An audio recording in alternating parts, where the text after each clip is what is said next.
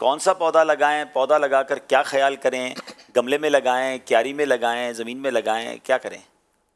वैसे तो हर शहर का अपना एक एनवायरनमेंट है, तो उसके मुताबिक पौधा लगाया जाता है। अगर मैं बात करूं कराची की, तो कराची में नीम का पौधा जो है वो बहुत ज़्यादा फ़ायदेमंद है।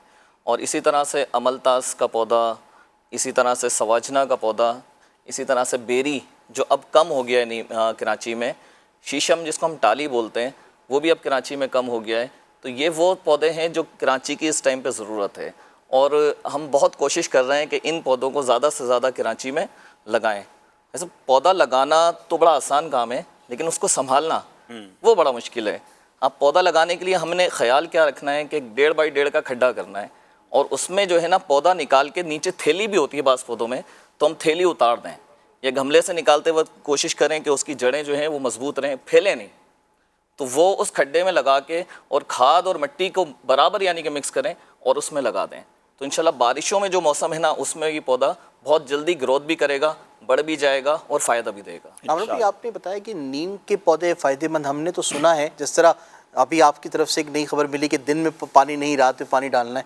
हमने सुना नीम की जो दरख्त होते हैं वो जड़ों घरों के अंदर आ जाती हैं, पानी के टैंकों में चली जाती हैं, नुकसान होता है, क्या ऐसा है? अच्छा, पहले मैं वजाहत करूँ, रात में पानी नहीं डालना है, ठंडे टाइम में पानी डालना है जी। ठंडे टाइम में पानी डालेंगे तो क्या करें जी? पूरा दिन धूप है तो क्या करें?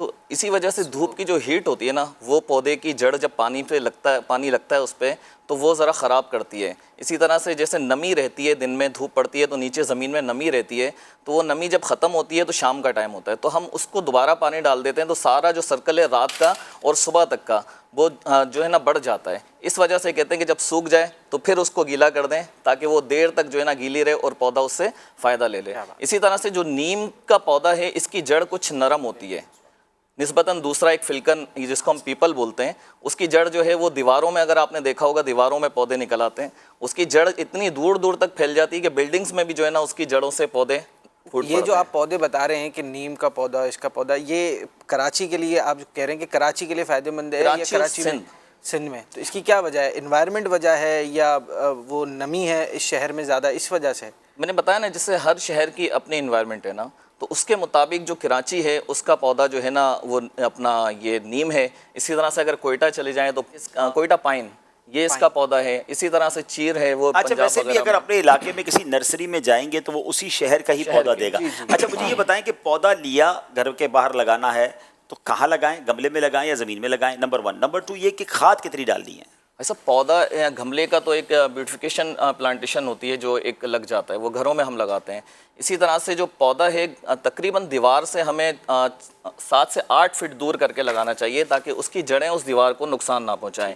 इसी तरह से अपना पौधे की ग्रोथ के लिए ज़रूरी है कि खाद और मिट्टी, अगर हम यहाँ पे हम ज़मीन देखते हैं कराची की, तो पहाड़ी ज़मीन है जो कि सख्त है, तो इसलिए हमने वो जो मिट्टी अंदर खड्डे से निकाली है उसको अलग कर दें, उसकी जगह भालू मिट्टी, खाद ये मिला के दें। मिसाल के तौर पर अगर एक खड्डे में 1 ट्रॉली खाद जा रही है, तो कम से कम आधी ट्रॉली जो है ना मिट्टी जा रही है, भालू मिट्टी, तो आधी ट्रॉली खाद भी उसके साथ मिक्स करके हम उसमें डालेंगे। एक हिस्सा पूरा जो है वो मिट्टी हो तो आधा हिस्सा तकरीबन खाद हो, ये सर्दी में। ठीक है। और गर्मी में तकरीबन इस आधे को भी आधा कर दें, तो इससे ये कि बेहतर रहेगा, क्योंकि वैसे ही हीट होती है।